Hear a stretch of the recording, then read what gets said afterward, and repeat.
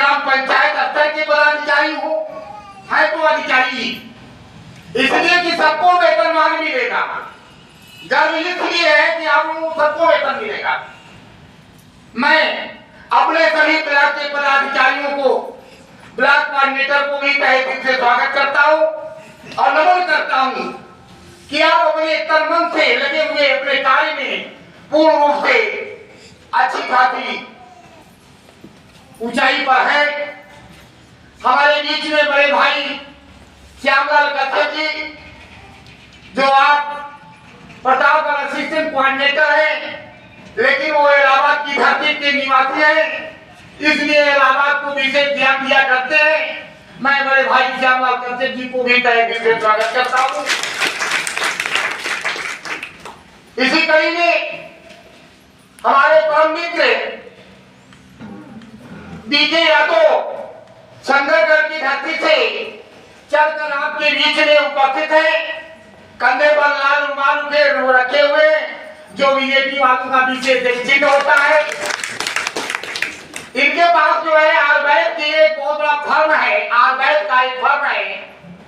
Leucorrhoea संबंधित, जो महिलाओं में लिकोरिया संबंधित बीमारियां होती है, इनके पास एक चांदी का बहुत बड़ा बिजनेस है।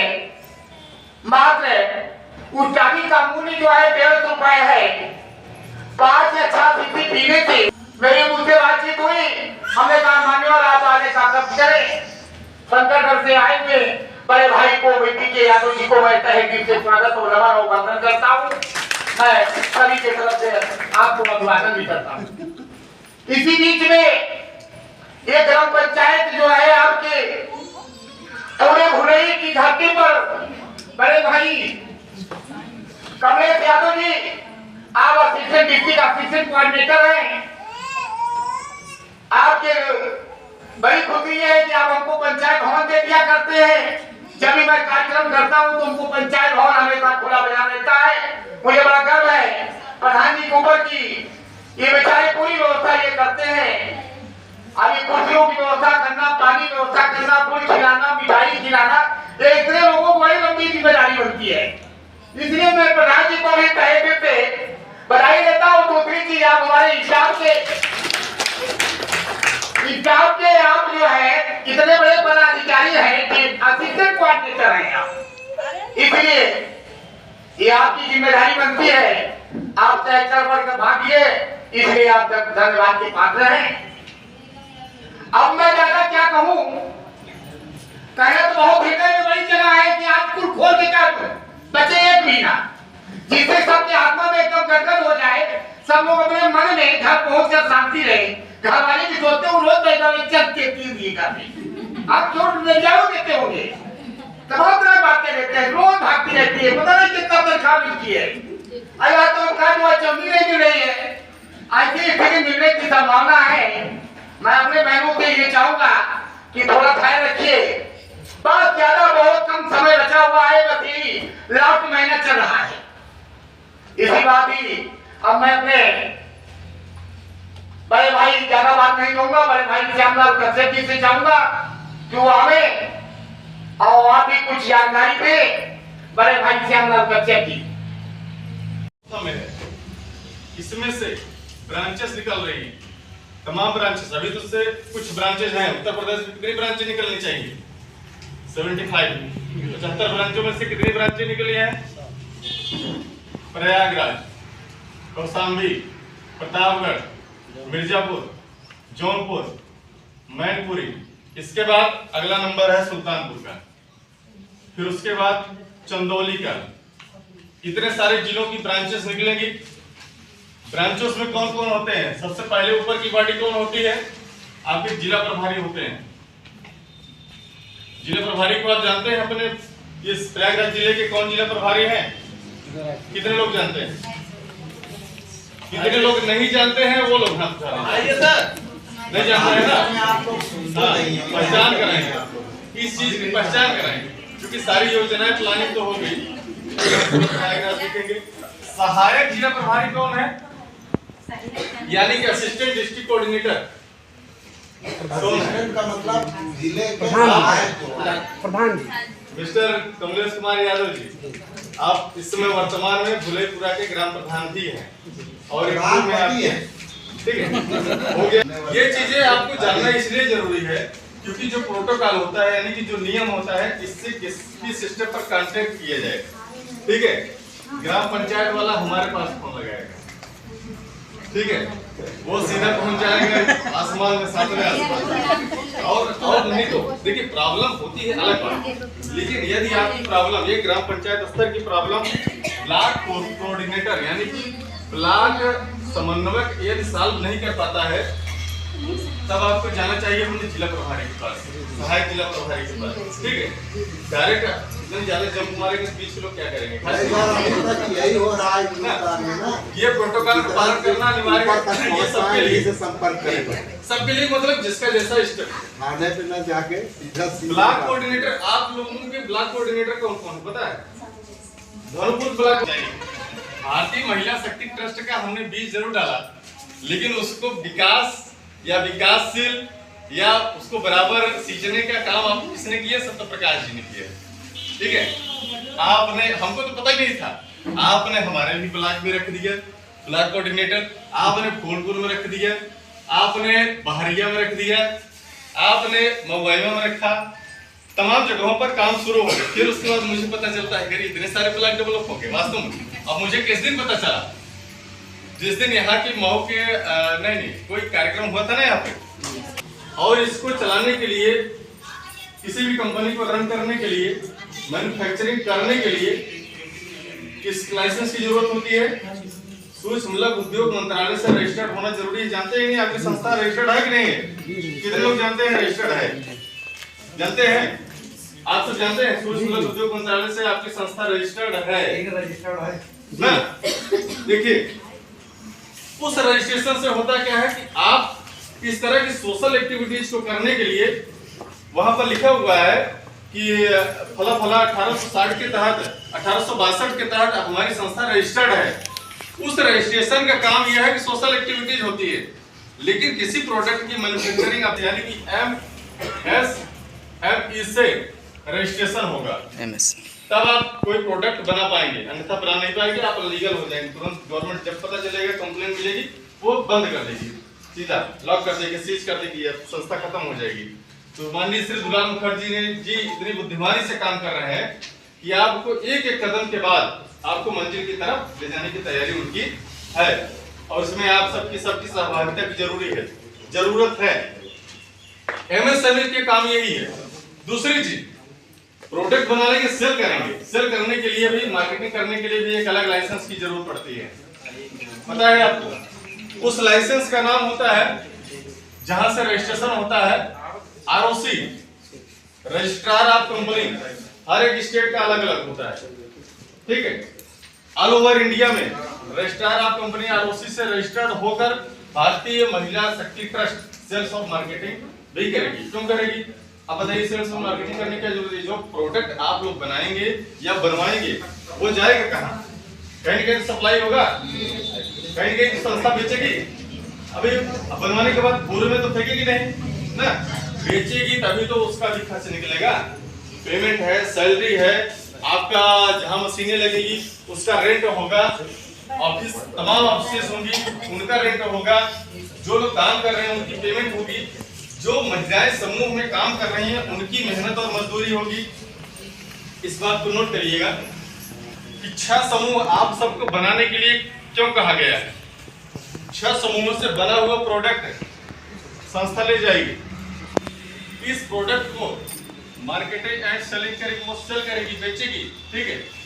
बेचने के बाद वहां से जो प्रॉफिट निकलेगा, ठीक है, उस प्रॉफिट में से क्या क्या कटेगा? सबसे पहली चीज समझ रहे हैं ना, सबसे पहली चीज किसको मिलेगा? जो महिलाएं समूह की हैं, जो लेबर कर रही हैं, जो मेहनत कर रही हैं, उनको पैसा पेड करेगी संस्था, पहली चीज। दूसरी चीज, जो मशीन ऑपरेट होगी वो इलेक्ट्रिक से होगी। इलेक्ट्रिक बिल कौन पेड करेगा? संस्था पेड करेगी, हमें और आपको पेड करने की जरूरत नहीं होगी, ठीक है, ये पेड करेगी। उसके बाद ट्रांसपोर्टेशन चार्ज आएगा, ये कौन पेड करेगा? संस्था पेड करेगी, बराबर। अन्य अदर एक्सपेंसेज होते हैं, यानी कि जैसे आप शादी ब्याह आपके यहाँ पड़ा हो, आप देख लीजिएगा, आप चाहे बजट जोड़ डालिएगा, 20,000 से लेकर 50,000 तक का खर्च ऐसा होता है जिसका आपके पास कोई लेखा जोखा नहीं होता, बराबर। और फिर बाद में अगर जोड़ेंगे तो आपको हार्ट अटैक हो जाएगा, नहीं तो हमारा पैसा चला गया क्या। तो अदर अन्य ऐसे खर्च होते हैं जिसको हम जोड़ते ही नहीं, लेकिन वो कैसे निकलता है, 1 रुपया 2 रुपया 10-20 रुपए के रूप में वो निकल जाता है, ठीक है। मिसलेनियस खर्च। तो इतने सारी चीजों को निकालने के बाद तब संस्था को जो बचेगा वो उनका होगा, उनका भी नहीं होगा, उसमें से भी जन कल्याण के लिए 1% वो निकाल रहे हैं ना। कभी भी कोई भी 1 रुपया वो बचाएगी संस्था, वो भी हमारे आपके ही लिए होगा। अब वो 1 रुपया से किसी लिए होगा, संस्था के लिए होगा, ना कि संस्था के लिए। जी, उन्होंने अपने लिए व्यवस्था नहीं बनाई कि हम अमीर बनेंगे, वो भी पगार पाएंगे, ठीक है। जैसे हम लोग पाएंगे मानते हैं। सैलरी पर संस्थापक जो है, जो बनाए हैं संस्था, वो भी मान दे पाएंगे, ना कि वो पूरा पैसा रख लेंगे। तो ये गणित है, ये वो मैथ है जिसको उन्होंने बताया, जिसके तहत आपकी भारतीय महिला शक्ति ट्रस्ट का सिस्टम चलेगा। इसको चलाना क्यों जरूरी है, मान लेते हैं कुछ देर के लिए आप फंडिंग कर रहे हैं, ठीक है। आज हमारी आपकी बातें बनी है, बजाज से बनी है, टाटा से बनी है, सबकी बनी, फंड दे रहे हैं। कल को अगर बात बिगड़ जाए तब क्या करेंगे, फंड देना बंद कर देंगे। अगर फंड देना बंद कर देंगे तो आपकी सैलरी बंद हो जाएगी, नहीं बंद हो जाएगी। अगर उसी के भरोसे रहेंगे तो ना, फंड नहीं मिला उस स्थिति में भी आपके पास ये कंपनी का ये पूरा प्रोजेक्ट है, आपके पास पूरा प्रोडक्शन हाउस है, आपके पास पूरी प्रोडक्शन करने वाली कंपनी है, यूनिट है, गांव-गांव में लगी हुई छोटी-छोटी यूनिटें हैं, ठीक है। गांव-गांव में मैन पावर है, तो संस्था कभी बंद होगी नहीं, बंद होगी। इसलिए नहीं बंद होगी क्योंकि हमारा प्रोडक्शन तो यहाँ से निकल रहा है, हमारे प्रोडक्ट्स गांव-गांव में बन रहे हैं, वहां से आ रहा है, और सप्लाई इसकी बराबर जब जा रही है तो वहां से सारी चीजें निकालेंगे। तो इकट्ठा कोई यूनिट बनाने की कोई जरूरत नहीं है, कोई ऐसे प्रोजेक्ट पर काम किया जा रहा है जो वास्तव में बहुत बड़ा विशाल, बहुत विशाल है। विशाल का मतलब इतना बड़ा विशाल कि हो सकता है कि रिलायंस से भी बड़ा विशाल हो, ठीक है। क्योंकि देखो आज की डेट में आपको बताएं, क्या दुनिया का सबसे बड़ा अमीर आदमी था कौन, एप्पल का सीईओ था, उसका क्या नाम था,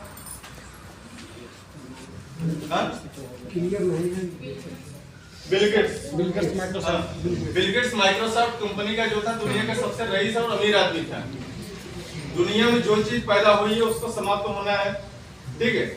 ऐसा नहीं है कि आप कोई फसल बो देंगे तो हमेशा रहेगा, जो आज रईस है वो भी नीचे आएगा, और जो गरीब है वो भी एक दिन रईस बनेगा। लेकिन ये तो उसके पास कोई सिस्टम है, तो आज आपके पास सिस्टम मिला है। सिस्टम क्या है, कल तक आप हुनरमंद नहीं थे, लेकिन आज एक संस्था के तहत आप हुनरमंद बनेंगे कि नहीं बनेंगे, जब आपकी ट्रेनिंग होगी।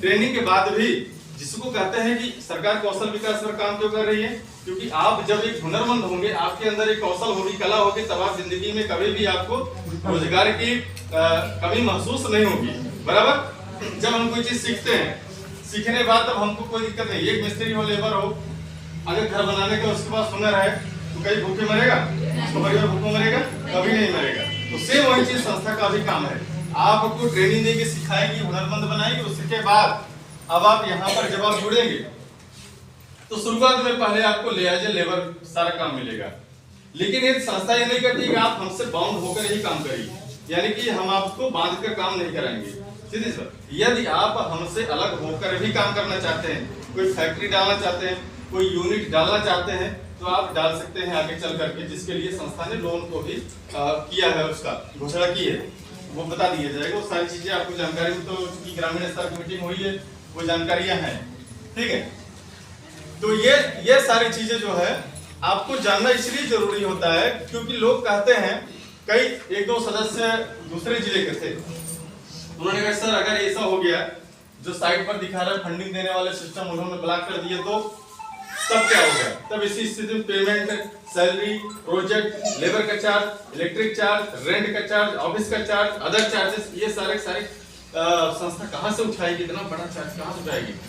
उनको मैंने एक सिस्टम बताया। सिस्टम आपको एक व्यवसाय जब आप इस समाज कल्याण को एक व्यवसाय के तहत जोड़ देते हैं तब आपको पैसे की आमदनी की कमी नहीं रह जाती है। लेकिन यदि किसी दूसरे के कंधे पर रखी हुई बंदूक के सहारे हम निशाना लगाएं कि जिस दिन वो कंधा हटेगा उस दिन हमारी बंदूक नीचे गिर जाएगी और हम भी धराशायी हो जाएंगे। तो इसी तरह से माननीय श्री दुलाल मुखर्जी जी ने आप ये सिस्टम पहले से ही बना रखा है कि यदि इन्होंने फंडिंग बंद कर दी तब भी कोई फर्क संस्था के ऊपर पड़ने वाला नहीं होगा। प्रोजेक्ट आपके ऑपरेट होते रहेंगे, जगह जगह आपके प्रोडक्ट्स निकलते रहेंगे, प्रोडक्ट्स को मार्केट में संस्था सेल करती रहेगी, उसकी मार्केटिंग करती रहेगी, उसका सिस्टम अलग से रहेगा, ठीक है।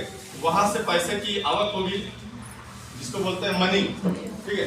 जब यहाँ से पैसा आता रहेगा तब आपको payment, salary, electric charge, rent, other charges, सारी व्यवस्थाएं आपको मिलती रहेगी। संस्था को बंद होने का कभी सवाल ही नहीं पैदा होता। तो ये सारा सिस्टम जो है बनाकर तैयार किया गया है। आपके संस्था के पास 3 रजिस्टर है। रजिस्टर सबसे पहले आप वहां देखेंगे बैनर पर देख रहे हैं रजिस्ट्रेशन अंडर सोसाइटी के लिए उत्साहित है। तो इस तरह के काम अभी चयनित है, जैसा कि महिलाएं कपड़ा सिलने का भी काम कर लेती हैं, कढ़ाई का काम है, पापड़ चिप्स का काम है, मोमबत्ती, अगरबत्ती, अचार, जो व्यवसाय से जुड़े उद्योग हैं वो महिला शक्ति ट्रस्ट के माध्यम से कराए जाएंगे। जैसे कि हमारे बीच में हमारे सीनियर उपस्थित हैं और रेगुलर कहीं कहीं कार्यक्रम करते रहते हैं और कार्यक्रम के माध्यम से सबको जानकारी भी हो चुकी है कि यह जो व्यवसाय है महिलाओं को ही क्यों आगे किया जा रहा है। इसके पीछे भी बहुत ही बड़ा तार्किक और सुरक्षात्मक कारण है। महिलाएं घर से बाहर निकलने में असमर्थता व्यक्त करती हैं। घर का पुरुष भी उनका बहुत ही कम सहयोग कर पाता है, क्योंकि पुरुष वर्ग पे घर की पूरी जिम्मेदारी रहती है। अगर सुबह वो तैयार होकर निकल गया, रोजी रोटी की जो समस्या है, इस मीटिंग को हम रखे हैं और सबसे पहले हम जितने हमारे पदाधिकारी आए हुए हैं, डिस्ट्रिक्ट कोऑर्डिनेटर, प्रदेश coordinator, district coordinator, assistant coordinator और अकाउंटेंट और जितने भी ब्लॉक पदाधिकारी और ग्रामीण कोऑर्डिनेटर हैं, सबको दिल से धन्यवाद, इसलिए कि हमारे एक ही वहां पे इतने पदाधिकारी आ गए हैं। और साथ ही साथ जितनी हमारे दीदी आई हैं उनको हमारे संस्था की तरफ से और हमारी तरफ से नमस्कार। संस्था का उद्देश्य आप लोगों को पता है, इसको बताने की जरूरत नहीं है। आज ये मीटिंग जिस कारण से रखा गया है, मेन मुद्दे पे आते हैं, बिंदुवार आपको बताएंगे हम कि मीटिंग रखने का प्रयोजन क्या है। मीटिंग रखने का विशेष कारण यह है कि आप लोगों को बताया गया कि सारा डाटा फीड हो रहा है। सबसे पहले हमारे पदाधिकारियों का डाटा फीड होगा जो लगभग पूरा हो चुका है। काम लेट होने का कारण क्या है कि आपके जिले में जो अकाउंटेंट रखे गए थे, 4 अकाउंटेंट रखे गए थे और 1 महीना के बाद एक अकाउंटेंट चला गया, दूसरे महीने में दूसरा रखा गया, फिर वो 1 महीने बाद छोड़ दिए, तीसरे महीने में तीसरा छोड़ दिया, चौथे महीने में चौथा। ऐसी स्थिति में काम 4 महीने पीछे हो गया। शायद अप्रैल और मई में ट्रेनिंग होने वाला था, जिस कारण नहीं हो पाया। किसी को पता तो है नहीं, क्योंकि ग्रामीण क्षेत्र में जो भी महिलाएं हैं, समूह की महिलाएं, उनको ये सारी चीजें नहीं पता है कि काम कैसे स्टार्ट होगा, सिस्टम क्या है। लेकिन उनको ये जरूर पता है कि काम कब से चालू होगा, हमें काम चाहिए। जब फ्री है इस समय, लगभग शादी ब्याह भी समाप्त हो चुका है और फ्री होकर के अब कोई न तो गेहूं कटाई है, न मड़ाई है। ऐसे हालत में अगर काम मिल जाता है तो कम से कम काम चालू हो जाए। लेकिन आप लोगों को पता होना चाहिए कि काम में विलंब क्यों हो रहा है। जब तक अकाउंटेंट नहीं होगा, जो आप लोगों का डाटा होता है, जितने हमारे पदाधिकारी हैं, पदाधिकारियों को मानदेय कैसे जाएगा? आप लोग जब फॉर्म भरे हैं मेंबरशिप फार्म। तो मेंबरशिप फार्म में आपका Aadhaar card, pan card, bank passbook और एक फोटो लगता है और आपका सिग्नेचर होता है। जब आपका account number, pan card number, आपका पूरा एड्रेस, पूरा बायोडाटा जब आपके संस्था में पहुंचेगा तभी तो आपके अकाउंट में पैसा आ पाएगा ना। और ये काम करने वाला कौन है? अकाउंटेंट आपका। अकाउंटेंट जब 4 महीना पीछे आपका बना तो 4 महीना तो पीछे चला गया ना। अब आपका पूरा डाटा फीड करने में कम से कम 10-15 दिन लगेगा। हम आपके संस्था में लगभग जितने भी पदाधिकारी हैं आपके उत्तर प्रदेश के, सब में से सबसे ज्यादा अधिक मेहनत करता हूं। हमारे पास इतना समय नहीं होता है कि मैं अब मोबाइल से बात कर सकूं, फिर भी मैं लगभग सबका बात जो जिसका भी फोन आता है रिसीव जरूर करता हूं। यदि किसी कारण रिसीव नहीं कर पाया तो मैं कॉल रिटर्न करता हूं, क्योंकि सबका भरोसा हमारे ऊपर। इसके बाद भी हमारा भी परिवार है, हमारा दुकान है, जैसा सबने बताया, बहुत सारा काम होता है। इसके बाद भी हम इस संस्था में ज्यादा से ज्यादा वर्क करके जल्दी से जल्दी काम करवाना चाहते हैं। इसी काम के लिए जब अकाउंटेंट आपके डिस्ट्रिक्ट में नियुक्त नहीं हो पाया, अभी एक रखे गए हैं, वो किसी कारणवश आज नहीं आ पाए, दिसंबर का छुट्टी कहीं चले गए हैं। ऐसे में मैं अपने 2 लड़कों को, और अभी हम अपने बच्चे की शादी किए हैं, बेटे का, हमारी बहू आई है, अभी नहीं है, उसको भी लगा दिए इस काम में, ताकि आप लोगों का डाटा फीड हो जाए, काम जल्दी से जल्दी चालू हो जाए। प्रयागराज का जितने हमारे पदाधिकारी हैं और जितना कार्य है, लगभग सब डाटा कंप्लीट हो चुका है। शायद 1 दिन का काम है। जैसे कि आपके प्रयागराज जिले में 23 ब्लॉक में 23 कोऑर्डिनेटर है। तो जब जैसे ही आप डाटा खोलेंगे, प्रयागराज डालेंगे, उत्तर प्रदेश प्रयागराज, तो आपका प्रयागराज खुल जाएगा। प्रयागराज में जैसे ही आप डालेंगे ब्लॉक कोऑर्डिनेटर का, ठीक, बीसी एक प्रभारी जैसे ही डालेंगे, सारा खुल जाएगा। 23 ब्लॉक खुल जाएगा आपका। उसमें जिस ब्लॉक कोऑर्डिनेटर को देखना चाहते हैं आप, उसका नाम, पूरा बायोडाटा उसका निकलेगा। तो अभी पहले तो शुरुआत किए थे प्रयागराज से, जितने भी पदाधिकारी हैं, चाहे वो ब्लॉक पदाधिकारी हो, चाहे ग्राम पंचायत पदाधिकारी हो, सबका एक साथ में करते चले गए, क्योंकि हम तो अकाउंटेंट है नहीं, हमें जानकारी थी नहीं। सर से पूछे तो बोले नहीं, ऐसा नहीं होना चाहिए। हम जब आप किसी ब्लॉक में कोई कोऑर्डिनेटर का नियुक्ति होता है तो आप उसमें फिट कैसे करेंगे? जब अलग अलग ब्लॉक होगा वही ब्लॉक खोलिए ना, उसे फिट कर दीजिए। तो क्रम बाई क्रम बनाने में फिर समय लग रहा है, क्योंकि अब एक जगह से रिमूव करके दूसरे जगह हमें टेस्ट करना पड़ेगा ना, तो ऐसे स्कीम को समय लग सकता है।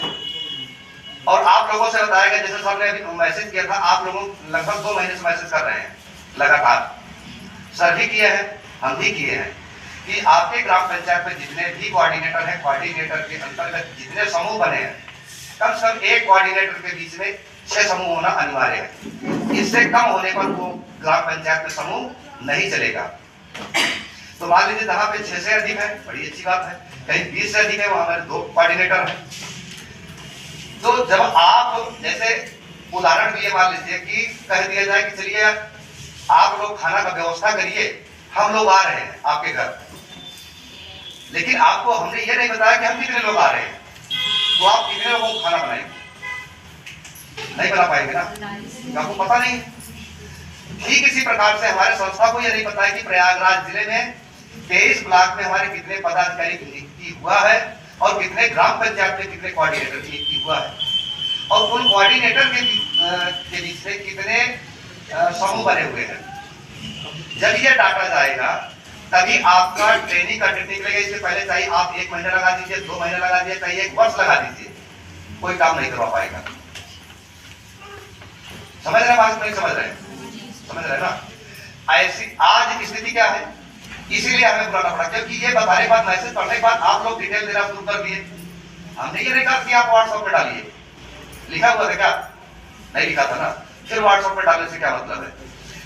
अब आप 15,000 20,000 महिलाओं का जब आपके मोबाइल में डाटा जाएगा, तो सब तो लगभग यहाँ पे लखपति है नहीं, सब गरीब है, गांव से है, तो कोई मोबाइल ऐसा नहीं है जिसका 20,000 25,000 30,000 या 50,000 का हो, तो हैक कर जाएगा ना। हैंग करता है कि नहीं करता है मोबाइल? तो भेजने से क्या पर्पज है आपका, इससे मतलब बेनिफिट क्या मिलेगा, फायदा क्या मिलेगा आपको? जबकि ये बताया जा चुका है कि आप डाटा अपने रजिस्टर के लास्ट पेज में ये लिखेंगे कि आपका नाम क्या है, ग्राम पंचायत कोऑर्डिनेटर का नाम लिखते हुए फिर आप लिखेंगे सब टोटल ग्राम पंचायत में समूह की संख्या। मान लीजिए आपके ग्राम पंचायत में कोऑर्डिनेटर आप हैं, तो आप कितने समूह बनाए हैं, 10 समूह बनाए, 15 बनाए, जो भी समूह बनाए हैं उसको लिखिए 15 समूह। 15 समूह में टोटल महिलाओं की संख्या, किसी समूह में 12 लोग हैं, किसी में 13 है, किसी में 14 है, किसी में 15 है, किसी में 11 है, किसी में 20 है। तो टोटल कर लीजिए कितनी महिलाएं हुई टोटल, फिर उसमें आप लिखिए कि कितनी महिलाओं की संख्या है टोटल, फिर पूर्ण संख्या में से लिखिए। आपको फॉर्म दिया गया है जिसमें ये लिखा गया है कि कौन दोना पत्ता बनाना चाहता है, कौन कढ़ाई सिलाई करना चाहता है, कौन मोमबत्ती बनाना चाहता है, कौन पापड़ बनाना चाहता है। इस तरह से 23 प्रोजेक्ट है, 23 प्रोजेक्ट में पूरा उसमें नहीं आता है जो आपको जानकारी है, इसलिए एक पीडीएफ भेजा गया है। पीडीएफ में आपके 23 प्रोजेक्ट के बारे में पूरी जानकारी है। जैसे इसमें भेड़ बकरी पालन में है ना, इस कॉलम को छोड़कर जितने भी कॉलम आपके पास है कुछ कृषि से संबंधित है उसको छोड़ दीजिए। जो काम जो मशीन से होने वाले हैं और या जो हाथ से होने वाले हैं उन प्रोजेक्ट के बारे में आप डाल दीजिए। जितनी महिलाएं जिस वर्क को करना चाहती हैं उनकी टोटल उस ग्राम पंचायत में, जैसे मान लीजिए आपका 100 मेंबर आए, समूह की टोटल महिलाएं 100 हैं, 100 में से 10 अगरबत्ती बनाना चाहती हैं, 5 महिला पापड़ बनाना चाहती हैं, कुछ ये आपका अचार मुरब्बा बनाना चाहती हैं। तो जितनी जिसकी जनसंख्या होगी वो टोटल आप लिख दीजिए कि इतना महिला दोना पत्थर बनाएंगी, इतना महिला अगरबत्ती बनाएंगी, इतना मोमबत्ती बनाएंगी। ये टोटल आप लिख कर रखिए रजिस्टर में। सभी जितने हमारे पदाधिकारी हैं सबका डाटा जब हमारे पास है, जब कंप्यूटर पर फीड किए हैं तो सबका है, मोबाइल नंबर भी मेरे पास है। तो आपके पास सबके पास फोन जाएगा। जब फोन जाएगा तो आप बताइए कि मैं फला ग्राम पंचायत की कोऑर्डिनेटर हूँ, मेरे यहाँ 7 समूह चल रहा है, कुल महिलाओं की संख्या इतना है और इतनी महिलाएं ये चीज बनाता, तो कंप्यूटर पे आपका फीड हो जाएगा, जिससे मोबाइल भी हैंग नहीं करेगा और काम भी बेहतर हो जाएगा। काम ये आपको करना है। अब जितनी जल्दी आप डाटा देंगे, ये आपके पास 1 सप्ताह का समय दिया जाता है। आज के दिन से आपको फिर रविवार के दिन आपसे डाटा फिर दोबारा मांगा जाएगा। जो दे देता है उसके हो जाता है।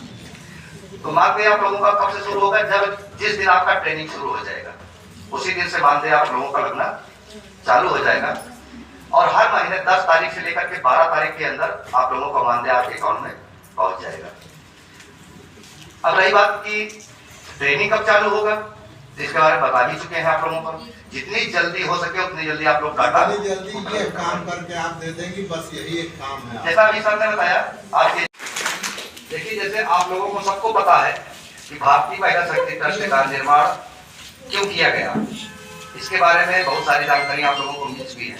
ये मीटिंग आज विशेष करके सभी महिला काम के लिए, और का जो है लेटर नहीं आया है, जारी नहीं हुआ है संस्था से, सब देने की बोले शायद नहीं बन पाया होगा। लेकिन ट्रेनिंग के पहले वो रेट का लिस्ट आ जाएगा। सभी सामान का रेट कम से कम 3 महीने तक एक ही होगा। जितने प्रोजेक्ट आप तैयार करेंगे सभी का रेट एक।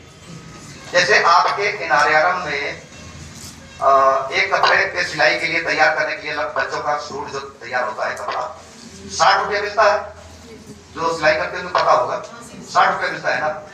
तो आपको भारतीय महिला शक्ति ट्रस्ट के माध्यम से आपको 80 रुपये मिलेगा, यानी उनसे 20 रुपये।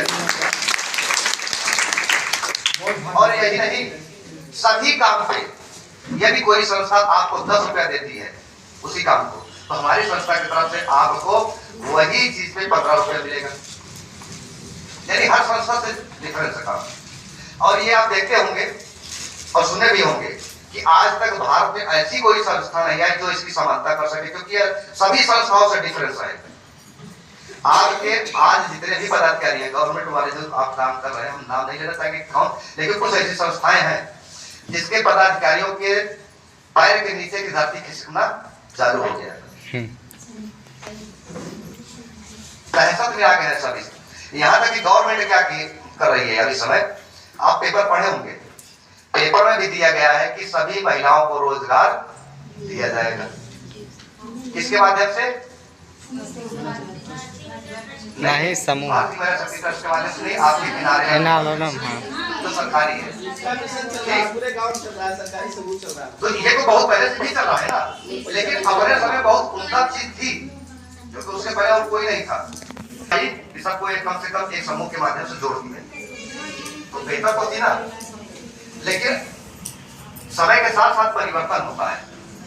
जैसा कि देखिए आप लोग देखे होंगे, आप समय की बात है कि पहले सबसे ज्यादा नोकिया मोबाइल चलती थी, कीबोर्ड वाली जो बटन वाली मोबाइल थी सबसे टॉप में थी नोकिया से बेहतर कोई मोबाइल नहीं थी। लेकिन समय क्या हुआ, समय करवट ली, समय बदला, समय के साथ साथ परिवर्तन हुआ, वो अपने आप में वो आगे नहीं बढ़ी, वो सब पीछे रह गई क्योंकि अपने आप में वो अपडेट नहीं की। अपडेट अगर की होती तो वो भी समय के साथ साथ, जैसे जियो है तो वो आपका जियो निकला, फिर वीवो निकला, ओप्पो निकला, तमाम।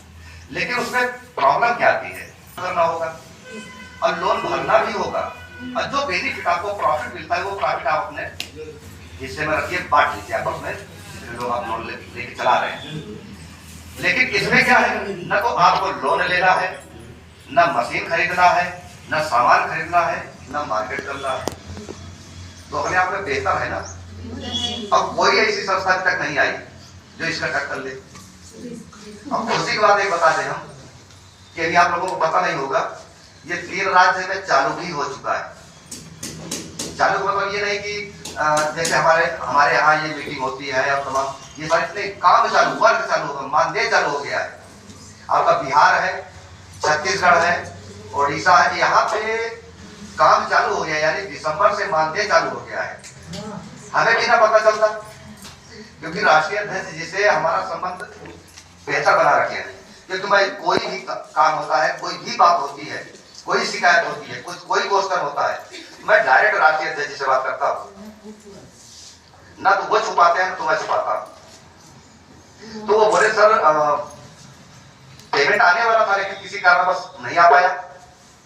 क्या हो सकता है क्या, क्योंकि हमें मानदेय भेजना है। 57 लाख रुपए एक लेकर गया था।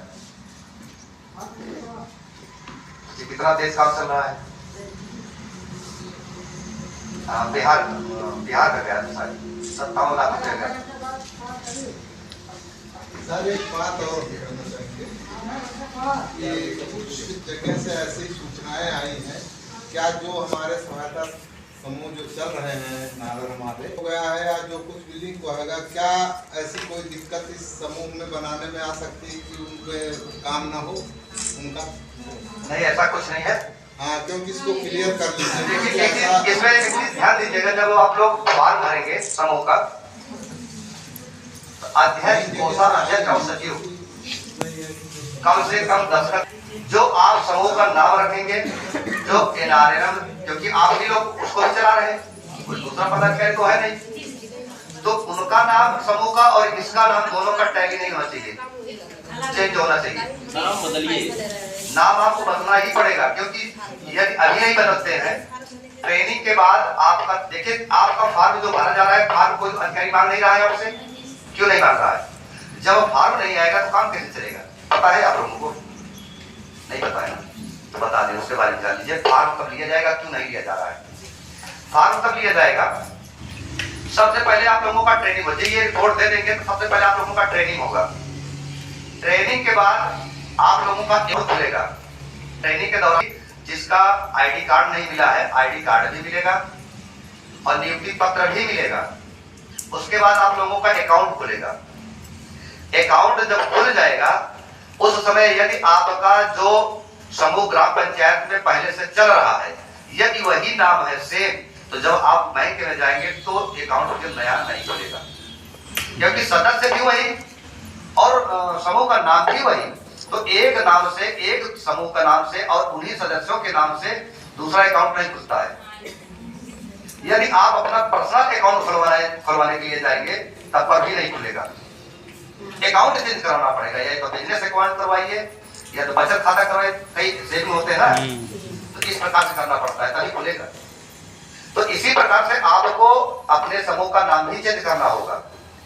सदस्य वही चलेगा, लेकिन कम से कम नाम तो चेंज होना है समूह का।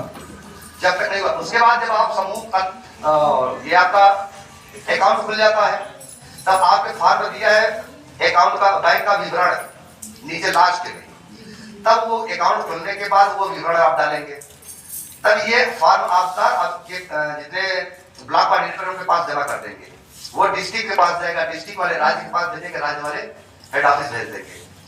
जब हेड ऑफिस जाएगा तो वो नेट पर फीड होगा, कंप्यूटर के एक अलग चीज है, कंप्यूटर को रखा जाता है, सेव किया जाता है, लेकिन नेट पे डाला जाएगा, शो करेगा। एक सामने में जैसे एप्लीकेशन होता है ना, आप लोगों का एनआरएलएम के माध्यम से एक एप्लीकेशन मिला है, डाउनलोड किया है आप प्ले स्टोर से, ठीक उसी प्रकार से आपके भारतीय महिला शक्ति ट्रस्ट का एप्लीकेशन लोड करेंगे। जैसे ही अपने ग्राम पंचायत का नाम डालें, कोई भी डाल सकता है, ये जरूरी नहीं आपके पास तो होगा, आप अपने ग्राम पंचायत का ऑलरेडी रखेंगे उसमें, लेकिन जो अगर कोई अगर डालना चाहता है, जैसे हम लोग हैं तो हमें तो पूरे उत्तर प्रदेश के जिले का रखना होगा, तो जैसे ही हम उसमें डालते हैं, मान लीजिए फूलपुर ब्लॉक डाल दिए, फूलपुर ब्लॉक के बाद डाल दिए कि ग्राम सभा भुलई के पूरा, तो भुलई के पूरा में कितने समूह चल रहे हैं, उसका कोऑर्डिनेटर कौन है, और टोटल महिलाओं की संख्या क्या है और उनका नाम क्या है, मोबाइल नंबर क्या है, यानी टोटल डिटेल निकल जाएगा। लगभग ये काम चालू हो जाने के बाद जब रनिंग पे आ जाएगी, आज अध्यक्ष कोषाध्यक्ष सचिव, क्योंकि बहुत पहले से भी चल रहा है, एनआरएम में चल रहा है ना कि अध्यक्ष कोषाध्यक्ष और सचिव के नाम अकाउंट में ही पैसा आता है, जब तक तीनों नहीं जाएंगे तब तक पैसा नहीं मिलेगा। लेकिन आपके संस्था में इसमें थोड़ा सा चेंजिंग होगा आगे चल के, क्योंकि जब सारी चीजें नेट पे चढ़ जाएंगी तो हम अध्यक्ष कोषाध्यक्ष और सचिव के ही अकाउंट में क्यों डालें, क्योंकि काम कर भाई आप काम करेंगे तो पैसा मिल रहा है, लेकिन जब काम बंद करेंगे एक दिन तब जाकर पैसा नहीं मिलेगा, उसी दिन पूरा हिसाब किताब देना पड़ेगा। तो क्यों ना ऐसा किया जाए कि जितने महिलाएं काम करेंगे सबके पर्सनल अकाउंट में उनकी चला जाए पैसा। हाँ ये सही है, नहीं रहेगा कि नहीं रहेगा जी सर। तो इसीलिए आपका डाटा जा रहा है, जब नेट पे चढ़ जाएगा सारा, जब आपका डॉक्यूमेंट चले गए हैं, सिर्फ बाकी का क्या रह जा रहा है, आपका पैन कार्ड और बैंक अकाउंट, समूह की महिलाओं को बाकी क्या है, भाई मोबाइल नंबर चला गया,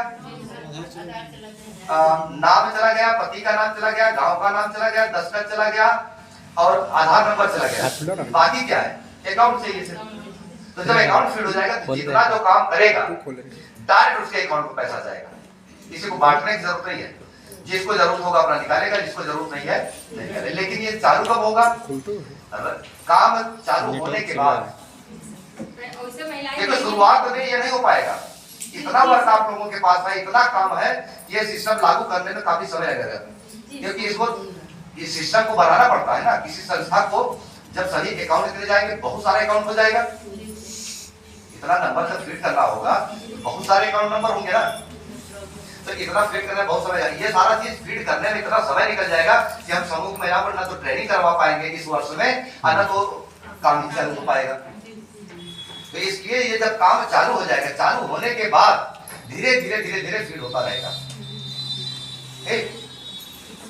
तो ये बताइए, ये बेहतर है कि नहीं बेहतर है? बेहतर है। हम आपको एक चीज और बता दें, जिसको संदेह और शक होता है, आपके जिले का सबसे बड़ा अधिकारी कौन होता है पता है? प्रशासनिक अधिकारी, सरकारी गवर्नमेंट का कौन होता है? डीएम होता है। पूरे जिले का मालिक कौन होता है? डीएम होता है। डीएम विभाग बांट दिया है, राजस्व विभाग वाला अलग देखता है, विकास भवन वाले अलग देखते हैं, अपना वहाँ पे कई अपना उनका डिपार्टमेंट है, इस तरह से बहुत सारे डिपार्टमेंट है वहाँ पे, लेकिन सबका आला अधिकारी कौन होता है? डीएम होता है। तो आप अगर संस्था का रजिस्ट्रेशन नंबर, जो लेटर है, सारी चीजें डीएम को दे दिया गया है, डीएम को रिसीव करवा दिया गया है कि हम ये संस्था आपके जिले में चालू करने वाले हैं, इसमें किसी चीज का अड़चन या कोई परेशानी, दिक्कत परेशानी आता है तो आपका संज्ञान में होना चाहिए। उसके बाद फिर आता है किसके पास? आपके एसएसपी के पास, फिर आपके विकास भवन में चला जाता है, मुख्य विकास अधिकारी के पास। आपका एनआरएम का सबसे बड़ा जिले का अधिकारी कौन होता है? डीसी होता है। डीसी को रिसीव करवा दिए, बाल विकास परियोजना अधिकारी को रिसीव करवा दिए, बेसिक शिक्षा अधिकारी को रिसीव करवा दिए, थाना प्रभारी को रिसीव करवा दिए, खंड विकास अधिकारी को रिसीव करवा दिए, और जितने हमारे ग्राम पंचायत कोऑर्डिनेटर अपने अपने प्रधान को रिसीव करवा दें, और जितने ब्लॉक कोऑर्डिनेटर अपने ब्लॉक खंड विकास अधिकारी एवं समस्त थाना प्रभारी को रिसीव करवा दें। तो छिपा कर किसे रखे, हम चोरी करा रहे हैं क्या सब? फिर डरने की क्या बात है? संदेह कहां से पैदा होता है? संदेह तो कब होता है जब किसी को सूचित न करें हम। चोरी थोड़ी बताता है कि मैं चोरी करने जा रहा हूँ, बैंक लूटूंगा यार, मैं डीएम बैंक वालों को फोन कर दूं कि मैं आ रहा हूँ बैंक लूटने, ऐसा तो होता नहीं। हम तो लूट के चले जाएंगे ना, तब पता चलेगा कि बैंक लूट गई। तो यदि अगर ऐसी संस्था होती तो किसी को सूचित न करती। आपके राष्ट्रपति के पास, मुख्य प्रधानमंत्री के पास और गृह मंत्री के पास और आपके मुख्यमंत्री के पास, सबके पास लेटर जारी हुआ है, सबको इस संस्था के बारे में पता है, तो छुपाया किससे जा रहा है? तो अधिकारी आज सरकारी घबराते क्यों है? तो सबको सूचित किया गया है ना। वो ये नहीं कह सकते कि आप लोग मत जुड़िए। पहले शुरुआती दौर में जब हम इसमें जुड़े थे तो सबसे पहला प्रॉब्लम कहां से आया था? बाहरी ब्लॉक से। तब उसमें ब्लॉक कोऑर्डिनेटर थे, वही शुरुआत हुआ था, क्योंकि नया नया था, न तो हमारे पास कोई कागज था, न कोई डॉक्यूमेंट संस्था का था, न तो बैनर था, न आईडी था, सिर्फ नाम पे जोड़ रहे थे, सिर्फ उनके बात के भरोसे पे विश्वास करके। क्योंकि जब हम जुड़े तो यह संस्था न तो कागज पे थी, और न नेट पे थी, न बैनर में थी, सिर्फ दिमाग में थी। और किसी के कहने से हम जुड़ करके काम भी चालू कर दिया। ऐसे में जब नहीं पाते थे हम भी फंस जाते थे। फिर डायरेक्ट राष्ट्रीय अध्यक्ष से बात होती थी हमारी, तो वो जैसे जैसे बताते थे वैसे वैसे संतुष्ट करते थे। फिर धीरे धीरे आज तो सब सारी चीजें हो गई हमारे पास, काम भी चालू हो गया है, आज डरने की क्या बात है? हाँ, समय लग सकता है क्योंकि आप ये नई संस्था है, पूरे भारत में या किसी अन्य जिले में हर जगह व्यवस्था करना अचानक एक साथ ये संभव नहीं है। जैसा कि राष्ट्रीय अध्यक्ष का आदेश भी है कि ये जरूरी नहीं है कि पूरे जिले में जितने ब्लॉक है पूरे ब्लॉक कंप्लीट हो जाए, उस ब्लॉक में जितने ग्राम पंचायत है वो कंप्लीट हो जाए, ऐसा कुछ भी नहीं है। जितने हैं, एक ब्लॉक में 10 ही है, 5 है कोऑर्डिनेटर ग्राम पंचायत, जितने हैं उतने ही डिटेल दे, उतने से काम चालू हो जाएगा। क्योंकि जैसे काम चालू हो जाएगा तो धीरे धीरे संख्या बढ़ती रहेगी, और एक साथ में सब पूरा प्रयागराज को देना होगा कि ये काम संभव नहीं है, हम नहीं कर पाएंगे जल्दी, बहुत सारा समय लग जाएगा, तो ना व्यवस्था हो पाएगा ना जल्दी कर पाएंगे। तो जब धीरे धीरे शुरुआत हो जाएगी तो यह काम करते भी रहेंगे, सामान आता रहेगा जाता रहेगा, मशीनें आती रहेंगी जाती रहेगी, ट्रेनिंग होता रहेगा, ये प्रक्रियाएं ऐसे चलती रहेगी। हाँ, ये तो महिला शक्ति का सिस्टम था ना, ये पूरा जब तक जिला नहीं कंप्लीट हो। और कौन सा ग्रुप, कौन सा समूह किस काम को करना चाह रहा है, उसकी सूचना प्रदेश स्तर के अधिकारियों तक पहुंच जाए, उनकी डाटा फीडिंग हो जाए। इसी संदर्भ कड़ी में आज इतना बड़ा आयोजन या सभा व्यवस्थित की गई है। इसमें हम लोगों की पूरी कोशिश रही है कि जितने भी ब्लॉक के लोग हैं जो ब्लॉक का संचालन कर रहे हैं वो जरूर यहाँ उपस्थित हो। अनिवार्य रूप से यह मीटिंग बुलाई गई है, और जो भी समस्याएं हैं वो अपना अपना सुझाव भी यहाँ रखेंगे। महिला शक्ति ट्रस्ट के माध्यम से हर गांव का विकास होना है। हम लोगों की जो मैक्सिमम सोच है, जो वहां के ब्लॉक कोऑर्डिनेटर के बाद गांव के कोऑर्डिनेटर बनाए गए हैं, उनको गांव के समूह का गठन करना है। 11 लोगों का आप मिनिमम ग्रुप मेंटेन करके 11 महिलाओं का आपसी तालमेल बना के आप एक संगठन का निर्माण कर सकते हैं।